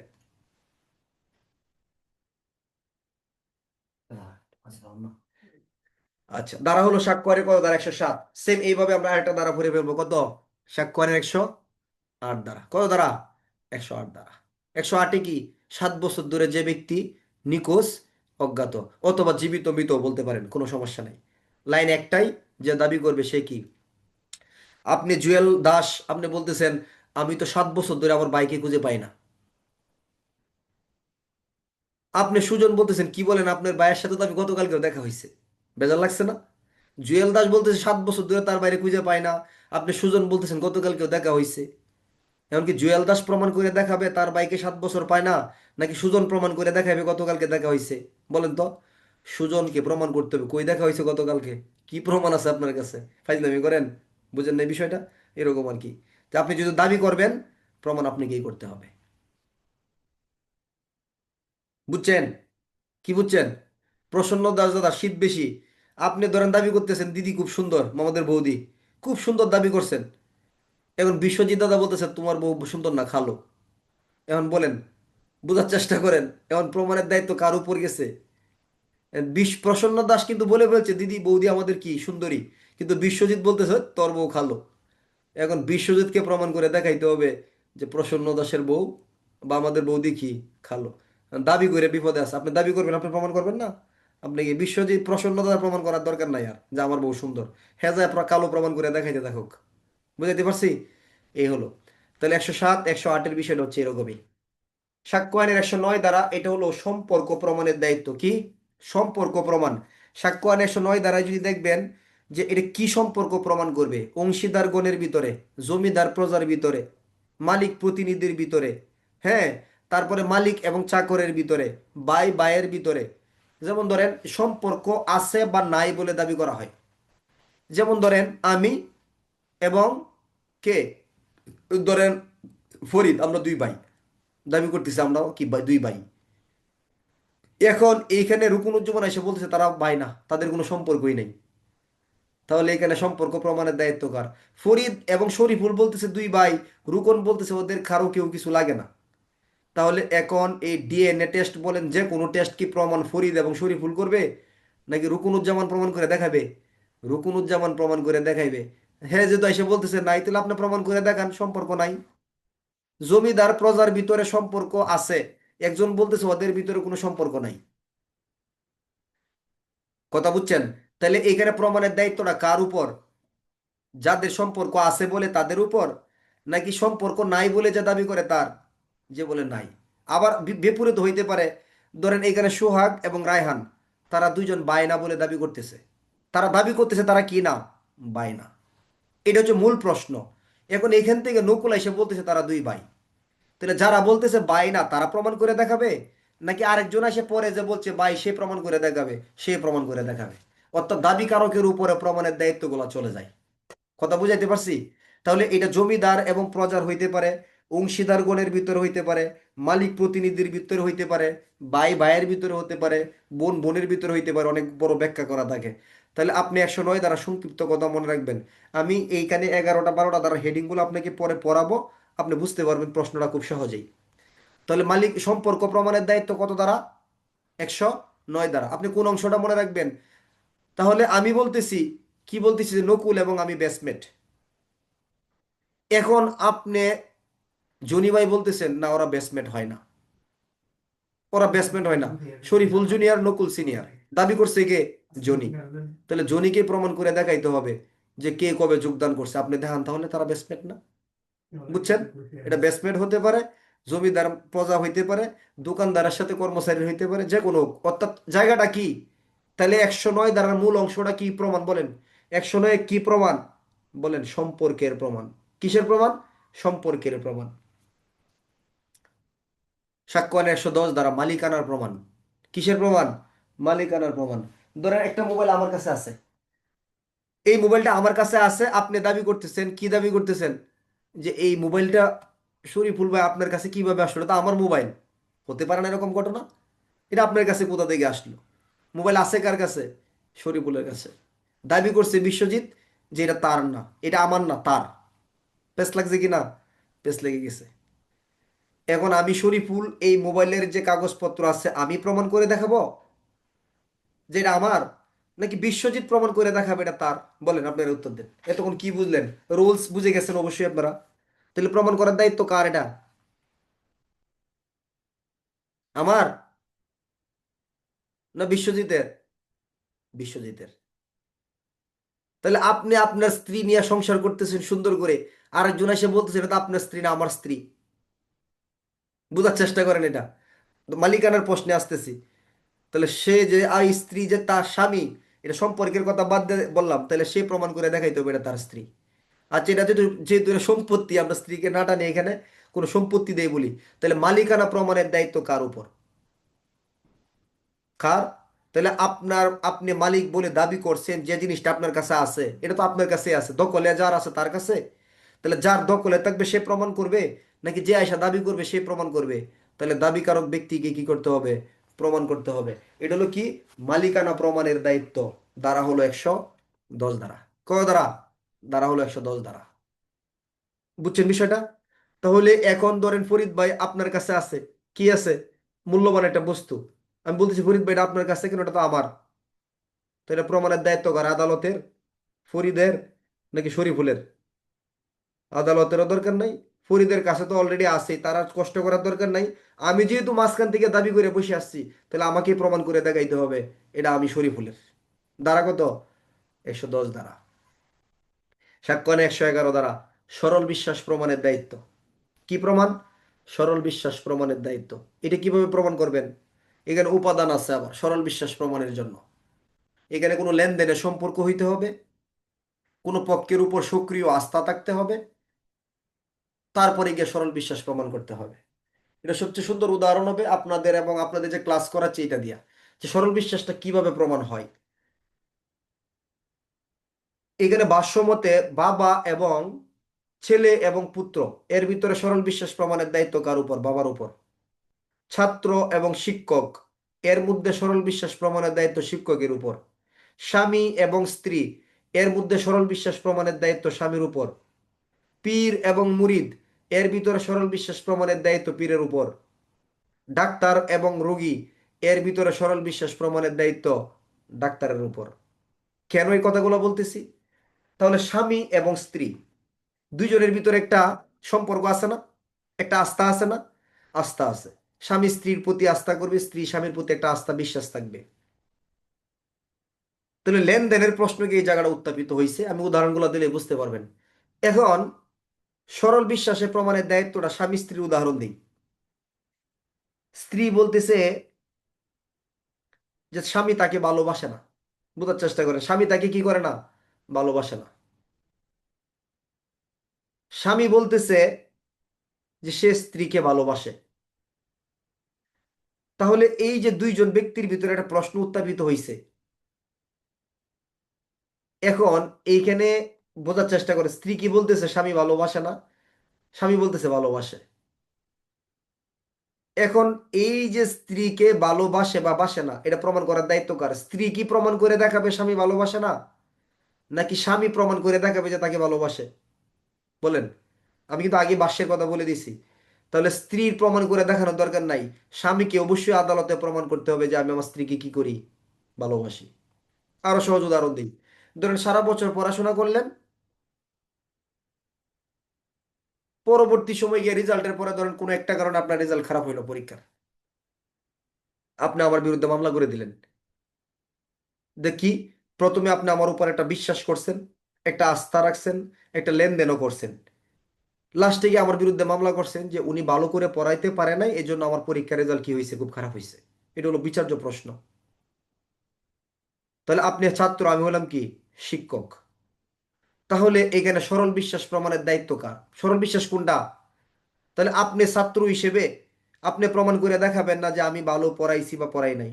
আমি শরীফুল প্রমাণ করে দেখাইতে হবে যে আমি পড়ানোর জন্য সর্বোচ্চ চেষ্টা করছি, আমি পরীক্ষা নিয়েছি, ক্লাস মিস করি নাই, এবং আমার অন্য ছাত্ররা রেজাল্ট ভালো করছে। তাহলে প্রমাণের দায়িত্ব কার উপর চলে আসছে? প্রমাণের দায়িত্ব শিক্ষকের উপর চলে আসছে। মূল বই কি বলে? তাহলে আপনার মামলার যাবতীয় কাগজপত্র কার কাছে দিছেন? উকিলের কাছে দিছেন। বোঝার চেষ্টা করেন, কার কাছে? উকিলের কাছে। লেনদেন করছেন, তারপর আস্থা করছেন। আপনার এই মামলার ভিতরে আপনি গেলেন হায়রা, এখন আপনি মামলা বসাই দিয়েছেন উকিলের বিরুদ্ধে। কার বিরুদ্ধে? উকিলের বিরুদ্ধে। এখন এই মামলার ক্ষেত্রে এখন কি আপনি প্রমাণ করে দেখাবেন যে উকিল আপনার কাজটা সঠিকভাবে করে নাই, নাকি যার উপর আস্থা করছিলেন, কার উপর? উকিলের উপর। উকিলকে প্রমাণ করে দেখাইতে হবে আমি জান প্রাণ চেষ্টা করছি মামলায় জিতার জন্য, আমার কোনো অবহেলা ছিল না। তাহলে সরল বিশ্বাসগুলা কি? অর্থাৎ কোনো ব্যক্তির উপর যদি কোনো দায় চাপানো হয়, তাহলে এই ব্যক্তির এই বিশ্বাসগুলা কার উপর? যে পক্ষটা সিনিয়র, অথবা যে পক্ষটা মানে কি, ভাই বোনের ভিতরে ভাই, বাবা মায়ের ভিতরে বাবা, স্বামী স্ত্রীর ভিতরে স্বামী, পীর মুরিদের ভিতরে পীর, ছাত্র শিক্ষকের ভিতরে শিক্ষক, অ্যাডভোকেট এবং মক্কেলের ভিতরে কার? উকিলের। প্রমাণের দায়িত্ব। বুঝাইতে পারছি বিষয়টা? তাহলে 111 দ্বারা কি প্রমাণ? সরল বিশ্বাস প্রমাণের দায়িত্ব। কখন এই প্রশ্নটা আসবে? যখন কোনো পক্ষের সাথে লেনদেন এবং আস্থার সম্পর্ক থাকবে, তখন এই পক্ষের কি দায়টা কার উপর চলে আসে? প্রমাণটা যে পক্ষটা নির্ভর করে তার উপর, নাকি যাদের উপর নির্ভর করা হয়? যাদের উপর নির্ভর করা হয় তাদের উপর, তাদেরকে কি করতে হয়? এই সরল বিশ্বাসটা প্রমাণ করাইতে হয়। দ্বারা হলো সাক্ষ্য আইনের 111 দ্বারা। কত দ্বারা? সাক্ষ্য আইনের 111 দ্বারা। 112 দ্বারা কার্যক্রম। সাক্ষ্য আইনে হলো আপনার ও 12 দ্বারা কার্যক্রম আছে, 13 দ্বারা কার্যক্রম নাই। 112 দ্বারা হলো কি? সন্তানের জন্মের, সন্তানের বৈধতার প্রমাণ। কিসের প্রমাণ? মানে সন্তান কি আসলে এটা কি, আচ্ছা সন্তান প্রমাণের জন্য কি প্রশ্ন উঠে যে বাবা এটা কিনা নাকি মা এটা কিনা, বলেন তো? সন্তানের প্রশ্নে বিচার্য প্রশ্ন কি, বাবা না মা? সন্তান বৈধ কিনা, এটার বিচার্য প্রশ্ন কি, বাবা নাকি মা? বলেন। এটা ভাষ্যতে বলছে যে সন্তানের বৈধতার প্রশ্নে বিচার্য প্রশ্ন কি, বাবা নাকি মা? উত্তর হলো বাবা। মা কখনো অবৈধ হতে পারে না, কারণ তার গর্ভে সন্তান হয়। তাহলে অবৈধতার প্রশ্নটা কখন আসে? বাবার দিক থেকে। বুঝছেন বিষয়টা? এরকম। তাহলে কোন সন্তান বৈধ সন্তান? স্বামী স্ত্রী হিসেবে একসাথে বসবাস করতেছে, তাদের যে সন্তান হবে এটা বৈধ সন্তান। বৈধ সন্তান না? বৈধ সন্তান। এটার কোনো প্রশ্ন ওঠার কোনো সুযোগ নাই। বিবাহ বিচ্ছেদ হয়ে গেছে। বিবাহ বিচ্ছেদ মানে কি? ডিভোর্স হয়ে গেছে, বিবাহ বিচ্ছেদের 280 দিনের ভিতরেও যদি কোনো সন্তান হয়, এটাও বৈধ সন্তান, যদি এই নারীর অন্য কোথাও বিবাহ না হয়ে থাকে এবং এই সময়ের ভিতরে তাদের মিলনের পথ উন্মুক্ত থাকে, তাহলে সেটাও কি সন্তান? বৈধ সন্তান। তাহলে অবৈধ সন্তান কোনটা? মানে এই মহিলা যদি 280 দিনের ভিতরে, অবৈধ সন্তান কোনটা এটা আমি বলতে চাচ্ছি না, তাহলে বৈধ সন্তান কোনটা এটা আমাদের প্রশ্ন। তাহলে বিবাহ স্থির থাকাকালে, স্বামী স্ত্রী সম্পর্ক থাকাকালে যে সন্তান হবে ওইটা ওই বাবারই সন্তান। আবার তাদের বিবাহ বিচ্ছেদ হয়ে গেছে, 280 দিনের ভিতরে কোনো সন্তান হয়েছে কি? ওখানে ভিডিওটা অনেকে মেসেজ দিচ্ছে, আমি খেয়াল করি। ওই যে মেসেজ আছে, দি member of the allowed is exceeded. The number of payload playback has been exceeded অতিরিক্ত হয়েছে, কি বলছে? আমি দেখতেছি এটা কোনটা। ওই যে গতকাল দিলাম সেটা। এটা তো বলে নাই এরকম, আমার এমনি বলুন ফোন ডিস্টার্ব দেওয়ার জন্য। আমার আমার বলছে অনেক। আচ্ছা, সাক্ষ্য আইনের 112 ধারা, তাহলে স্বামী স্ত্রীর সম্পর্ক আছে, সন্তান বৈধ সন্তান। স্বামী স্ত্রী বিবাহ বিচ্ছেদ হওয়ার কতদিন পরে সন্তান হলে সেটা বৈধ সন্তান? 280 দিন। এবং এই 280 দিনের ভিতরে হইলে কি বৈধ হয়ে যাবে? যদি এর ভিতরে নারী গিয়ে অন্য জায়গায় বিবাহ করে ফেলে, তাহলে কিন্তু প্রথম স্বামীর বৈধ সন্তান হিসেবে এটা অভিহিত করা যাবে না।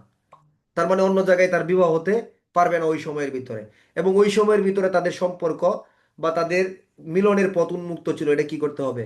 দেখাইতে হবে। তাহলে আপনি নর্মালি পড়বেন যে স্বামী স্ত্রীর বিবাহ বন্ধন থাকাকালে যে সন্তানটা হবে ওইটা ওই বাবারই বৈধ সন্তান, বৈধ পুত্র সন্তান।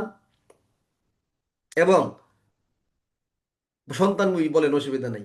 আর একটা ক্ষেত্রে কি, বিবাহ বিচ্ছেদের 280 দিনের ভিতরেও যদি কোনো সন্তান হয়ে থাকে এবং এই নারীর যদি অন্যত্র বিবাহ না হয়ে থাকে, মাঝখানে তাদের মিলনের পথ খোলা থাকে, তাহলে সেটাও তাদের কি সন্তান? ওই যে যার সাথে ডিভোর্স হয়েছে সেই ব্যক্তির, সেই পুরুষেরই কি সন্তান? বৈধ সন্তান। আরো ব্যাখ্যা আছে, দরকার নেই আমাদের এত কথা এখানে। দ্বারা হলো কত? 112 দ্বারা। দ্বারা 112 দ্বারা। এখন প্রশ্ন হলো যে প্রমাণের দায়িত্বকারী এর কোনো ব্যতিক্রম আছে? তাহলে নর্মাল প্রশ্ন এটা। প্রমাণের দায়িত্ব যখন আমরা সাক্ষ্যের বিধানগুলা এক এক সময় এক একটা পক্ষের উপর বর্তাই, তাহলে আমি মামলার, যেমন 101 দ্বারা ধরেন, মামলার বাদী পক্ষ দিদারুল, বিবাদী পক্ষ শরীফুল। তাহলে মামলার বাদী পক্ষ যখন কোনো কিছু প্রমাণ করতে না পারে, তার উপর প্রমাণের দায়িত্ব থাকে, তখন এর ব্যতিক্রম কি? এই প্রমাণের দায়িত্ব বিরোধী পক্ষের উপর কি করে চলে যায়? এগুলো প্রশ্ন পড়ানোর সময় আরো ব্যাখ্যামূলক আলোচনা করব। তাহলে এখন এই 12টা ধারার একটু হেডিংগুলো একটু নিতে পারবেন? আমি একবার বলে দিই, কে পারেন? প্রমাণের দায়িত্ব 101, বোঝার চেষ্টা করেন শর্টে। প্রমাণের দায়িত্ব 101। প্রমাণের দায়িত্ব যাহার উপর ন্যস্ত 102। কোনো নির্দিষ্ট বিষয়ে প্রমাণের দায়িত্ব 103। সাক্ষ্যকে গ্রহণযোগ্য করে তোলার দায়িত্ব 104। মামলার সাধারণ ব্যতিক্রম বা ব্যতিক্রম প্রমাণের দায়িত্ব 105। কোনো অবগতি বিষয় প্রমাণের দায়িত্ব 106। 30 বছর জীবিত মৃত প্রমাণের দায়িত্ব 107। 7 বছর জীবিত মৃত নিখোঁজ প্রমাণের দায়িত্ব 108। সম্পর্ক প্রমাণের দায়িত্ব 109। মালিকানা প্রমাণের দায়িত্ব 110। সরল বিশ্বাস প্রমাণের দায়িত্ব 111। সন্তানের বৈধতা প্রমাণের দায়িত্ব বা সন্তানের বৈধতার প্রমাণ 112। যদি এই 12টা কথা আপনি মাথায় রাখতে পারেন, প্রশ্ন যদি এখানে ভেঙে চুরেও আসে, নো প্রবলেম, কোনো অসুবিধা নাই, সাক্ষ্য আইনে প্রশ্ন ধরতে পারবেন। এই বছর একটু বিচ্ছিন্ন প্রশ্ন হয়েছে যে সাক্ষ্য আইনে প্রমাণের দায়িত্ব, সবটা চলে আসছে, কিন্তু বর্তমান প্রেক্ষাপটে এরকম প্রশ্ন করার কথা সাধারণত ছিল না। প্রশ্ন কিন্তু ভেঙে ভেঙে হয়, 2টা 3টা দ্বারা দিয়ে একটা প্রশ্ন করে ফেলে। তাহলে আপনারা কি একটু ট্রাই করবেন যেটা ক্লাসে মুখস্থ করে ফেলবেন এই কথার হেডিংগুলো? আপনার কাজে আসবে দারুণভাবে, কিন্তু পারবেন?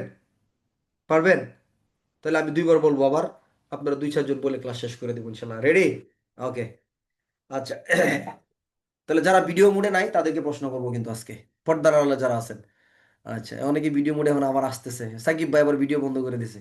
আচ্ছা, নেন। সাক্ষ্য আইনের 101 দ্বারা প্রমাণের দায়িত্ব, 102 দ্বারা প্রমাণের দায়িত্ব যাহার উপর ন্যস্ত, 103 দ্বারা কোনো নির্দিষ্ট বিষয় প্রমাণের দায়িত্ব, 104 দ্বারা সাক্ষ্যকে যে গ্রহণযোগ্য বা গুরুত্বপূর্ণ করে তুলতে চায় সেটা প্রমাণের দায়িত্ব, 105 দ্বারা ব্যতিক্রম বা সাধারণ ব্যতিক্রম প্রমাণের দায়িত্ব, 106 কোনো বিশেষভাবে অবগতি বিষয় প্রমাণের দায়িত্ব, 107 30 বছর বললেই হবে, 108 7 বছর বললেই হবে, 109 সম্পর্ক বললেই হবে, 110 মালিকানা বললেই হবে, 111 সরল বিশ্বাস বললেই হবে, 112 সন্তানের বৈধতা বললেই হবে। আমার মনে হয় আপনারা এখনই পারবেন, পারবেন না? আবার প্রমাণের দায়িত্ব, আপনারা দ্বারা বলেন আমার সাথে, প্রমাণের দায়িত্ব 101। প্রমাণের দায়িত্ব যাহার উপর ন্যস্ত 102। কোন নির্দিষ্ট বিষয়ে প্রমাণের দায়িত্ব 103। সাক্ষ্যকে গ্রহণযোগ্য করে তোলা প্রমাণের দায়িত্ব 104। ব্যতিক্রম সাধারণ ব্যতিক্রম প্রমাণের দায়িত্ব 105। অবগতি, বিশেষভাবে অবগত আছে এই বিষয়ে প্রমাণের দায়িত্ব 106।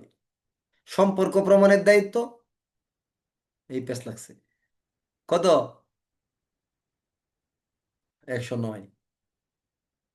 30 বছর 107। মালিকানা প্রমাণের দায়িত্ব কত? 110। 7 বছর 108। সরল বিশ্বাস 111। সন্তানের বৈধতা 112। ওকে, লেটস স্টার্ট। কে বলতে চান?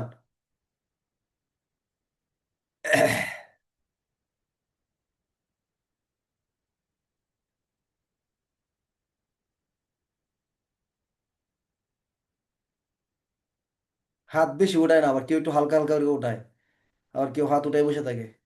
এই হ্যান্ডটা দিয়ে দেবো তো হ্যান্ডটা কোনটা? বুঝতে পারি হুম, দিয়ে দেন।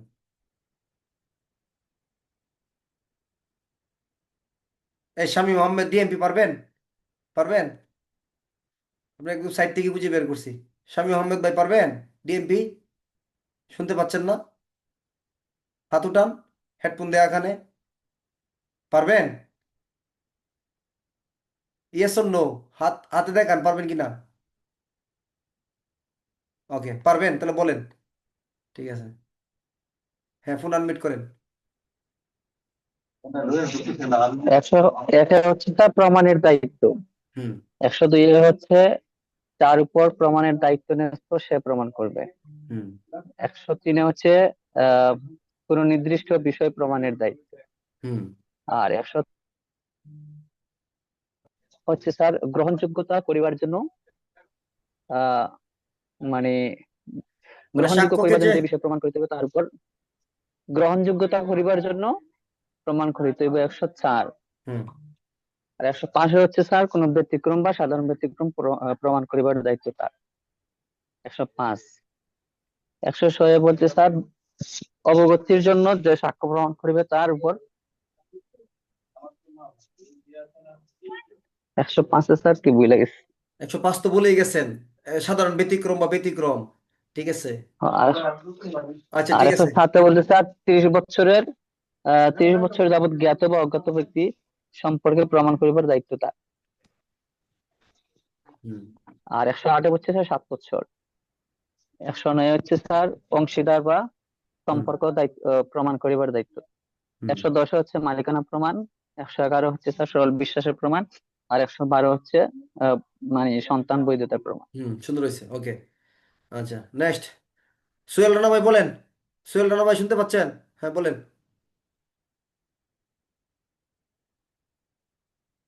আসসালামু আলাইকুম স্যার। ওয়ালাইকুম সালাম, হ্যাঁ।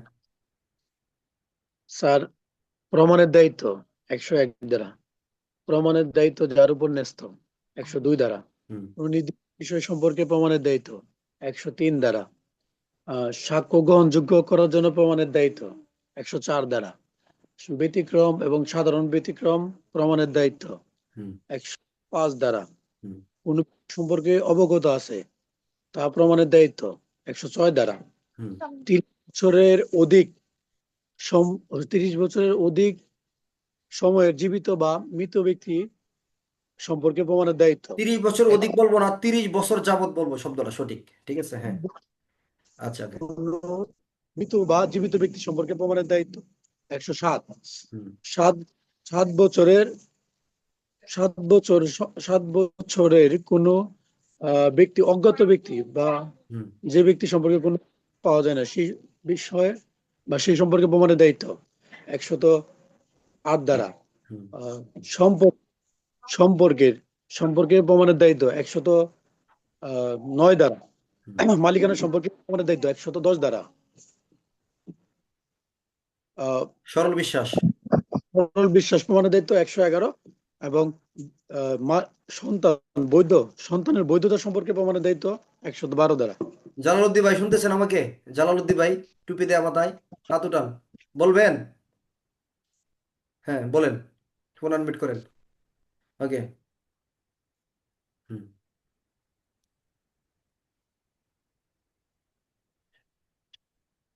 সাউন্ড আসতেছেন আপনার? আপনার সাউন্ড হচ্ছে না আপনার। ও আচ্ছা, তাহলে আপনারটা শোনা যাবে না। ঠিক আছে, আপনি অন্য টেকনিকে ক্লাস করতেছেন। আচ্ছা, তারপরে ইলিয়াস ভাই বলেন। ইলিয়াস ভাই বলেন। হ্যাঁ, আমার এই বিষয়টা নিয়ে আপনারা কিন্তু কষ্ট নিয়ে না, বুঝছেন? কারণ হচ্ছে আমার তো আসলে সবাইকে সুযোগ হয় না। ঠিক আছে, সামনে যাদের কাছে তাদেরকে দিই, এটা নিয়ে আবার আমার প্রতি কষ্ট নিয়েন না প্লিজ। হ্যাঁ আমি জানি সবাই। হ্যাঁ ইলিয়াস ভাই ফোন আনমিউট করেন। হ্যাঁ, সালাম আলাইকুম স্যার। সালাম। স্যার, প্রমাণের দায়িত্ব 101 ধারা। হুম। যে প্রমাণ করতে হবে তার উপর ন্যস্ত 102 ধারা।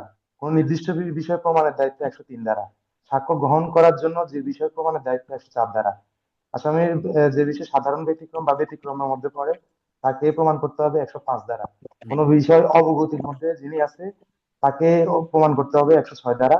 আর স্যার 30 বছর যাবত যে ব্যক্তি মৃত বা খোঁজ পাওয়া যাইতেছে না, যে ব্যক্তি দাবি করবে তাকে প্রমাণ করতে হবে 107 ধারা।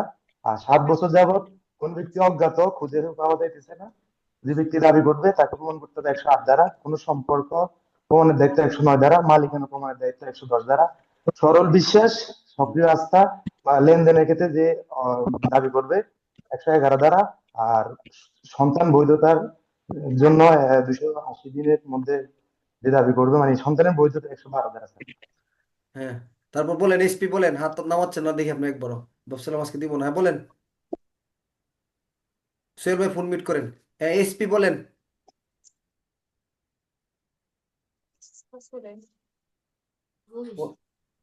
হুম।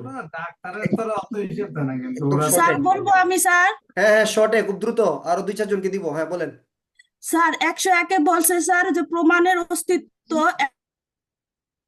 অস্তিত্বের প্রমাণ বলতে পারেন। 102-এ বলছে স্যার যে প্রমাণের উপর যার উপর ন্যস্ত থাকবে স্যার। হুম। আচ্ছা, প্রমাণের ন্যস্ত থাকবে স্যার 102। 103-এ বলছে স্যার যে প্রমাণের যে অস্তিত্ব আদালতকে বিশ্বাস করাইতে হবে স্যার 103। 104-এ বলছে 103। 104-এ বলছে স্যার যে আদালতের গ্রহণযোগ্যতা সাক্ষ্যের 104। 105-এ বলছে স্যার সাক্ষ্যের গ্রহণযোগ্যতা। 105-এ বলছে স্যার যে 105-এ ব্যতিক্রম, সাধারণ ব্যতিক্রম। হ্যাঁ 105 স্যার সাধারণ ব্যতিক্রম, বিশেষ ব্যতিক্রম। আর 106 স্যার যে সম্পর্কে অবগত আছে স্যার। আর 107-এ বলছে স্যার 30 বছর। 108-এ বলছে স্যার 7 বছর।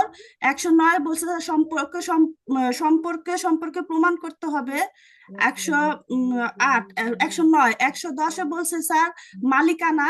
111-তে বলছে স্যার সরল বিশ্বাস। 112-তে সন্তানের বৈধতা সম্পর্কে প্রমাণ করতে হবে স্যার। হুম। ওকে, ঠিক আছে। তারপর ইসলামে। আচ্ছা বলেন। হ্যাঁ মাসুদ রানা ভাই বলেন। হাত উঠে রাখছেন, সিনিয়র লোক অনেকক্ষণ ধরে। হ্যাঁ বলেন।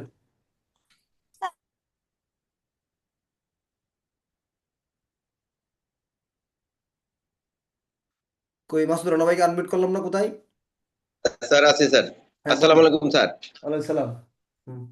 প্রমাণের দায়িত্ব 101, যার উপর প্রমাণ করতে হবে 102, যার উপর প্রমাণের দায়িত্ব ন্যস্ত থাকবে 103।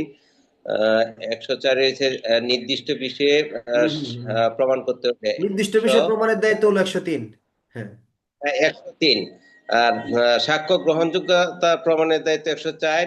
সাধারণ ব্যতিক্রম ও ব্যতিক্রম 105। 106 হচ্ছে অস্তিত্ব বিষয় সম্পর্কে যে বিষয়টা প্রমাণ করতে অবগত, বিশেষ বিষয়ে অবগত আছে, এটা 106। 107 30 বছর যাবত নিখোঁজ বা জীবিত সেই বিষয় সম্পর্কে প্রমাণ করতে হবে। 7 বছর হইতে যে ব্যক্তি নিখোঁজ বা